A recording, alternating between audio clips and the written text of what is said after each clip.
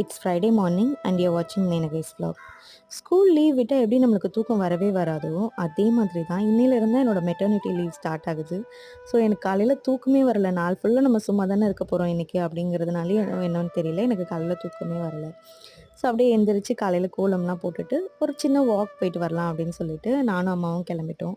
போயிட்டு அப்படியே ஒரு ஹாப்பி சிட்சாட் வாக் பண்ணிவிட்டு வர வழியில் அழகழகாக கோலம் போட்டு வச்சுருந்தாங்க. அதையும் அப்படியே வீடியோஸ்லாம் எடுத்துக்கிட்டு காலையில் வந்து மார்னிங் ரொட்டீன் ஸ்டார்ட் பண்ணியாச்சு.